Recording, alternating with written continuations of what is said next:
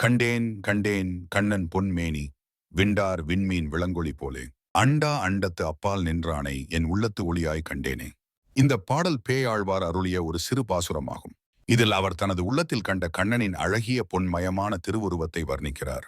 கண்டேன் கண்டேன் கண்ணன் பொன்மேனி என்று ஆழ்வார் 2 முறை கூறுகிறார். இதன் மூலம் அவர் அந்த திருவுருவத்தை நேரில் கண்ட ஆனந்தத்தையும் ஆச்சரியத்தையும் வெளிப்படுத்துகிறார்.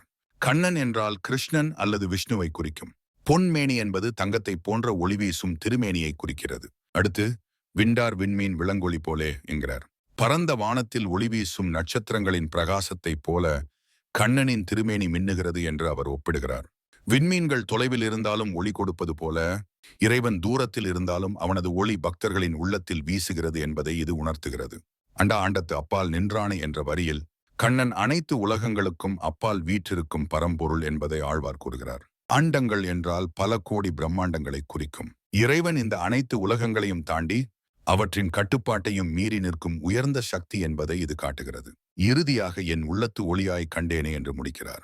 அந்த பரம்பொருளான கண்ணனை தனது சொந்த உள்ளத்தில் ஒளியின் வடிவில் கண்டதாக பேயாழ்வார் கூறுகிறார். இதன் மூலம் இறைவன் புறத்தில் மட்டுமல்லாமல் ஒவ்வொருவரின் உள்ளத்திலும் ஜோதி வடிவில் இருக்கிறான் என்பதை அவர் வலியுறுத்துகிறார். இந்த பாடல் ஆழ்வார் கண்ட தெய்வீக தரிசனத்தையும் அவரது பக்தியின் ஆழத்தையும் நமக்கு உணர்த்துகிறது. ஓம் நமோ நாராயணாய். ஓம் நமோ நாராயணாய். ஓம் நமோ நாராயணாய்.